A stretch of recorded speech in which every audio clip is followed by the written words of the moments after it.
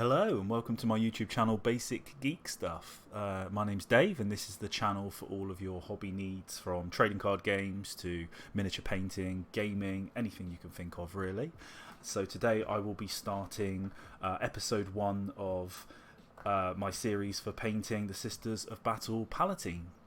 Now if you want to join along with me, you can either buy the Piety and Bane box set to buy this miniature, or you can just use any old Sister of Battle, which I'm guessing some of you have, especially considering the new releases that have been previewed. So you're probably really keen to get some Sisters of Battle painted. So you can follow along with me episode by episode, and yeah, hopefully by the end of it we're going to have some really nice Sisters of Battle painted up. So for this miniature, I have put it into sub-assemblies, and I have to be honest, unless I'm really trying to make an effort, I wouldn't do this. So my normal Sisters of Battle, if I'll demonstrate what I've done with them, I would assemble them as much as I can, as you can see here.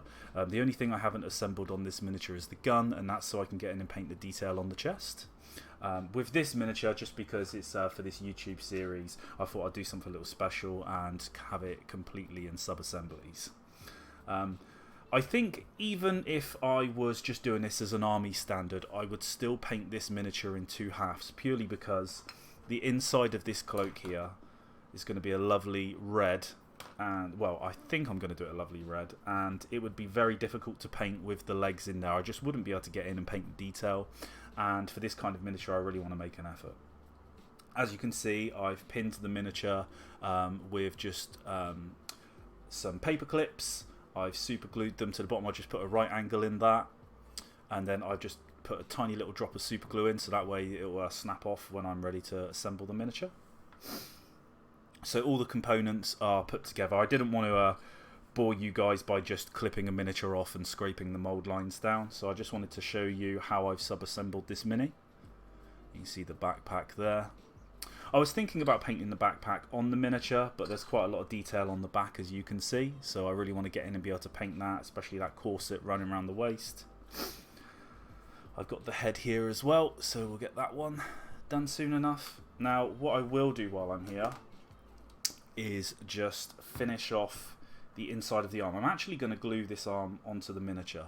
Before I do that though, if you can see in here, you can actually see there's this mould line running down the middle.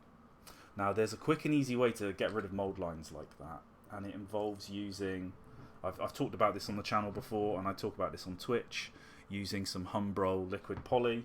So just get some of that onto your brush, paint it into the gap,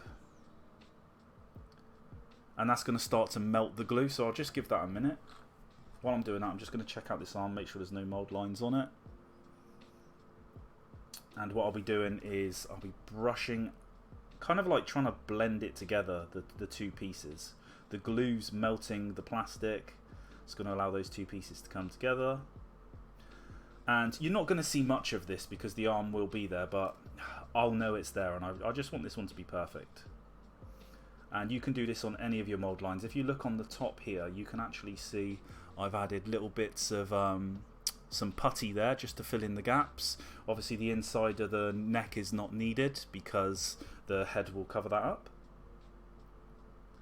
So there you go, I can see it melting now. So just blending that in, I'm basically blending plastic at this point. Let's get a bit more glue on the brush just to finish that off. But you won't even notice once it's dried and you start painting it, it'll look brilliant.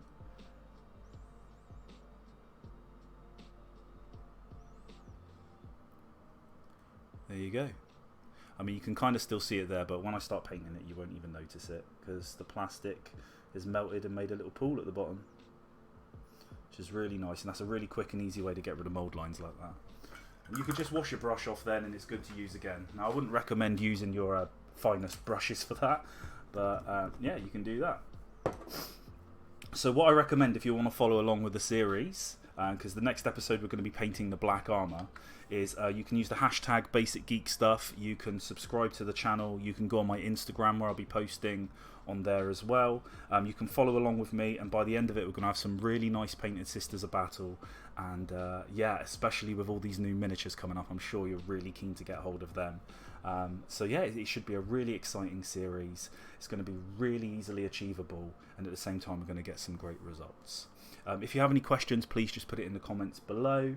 The next episode will be painting the armour, and yeah, we will take it from there. So short but sweet one here, guys. Yeah, so let me know if there's anything you want to see, but the next episode will be painting the armour, and yeah, I'm excited to see what you guys can produce off the back of this. Cheers.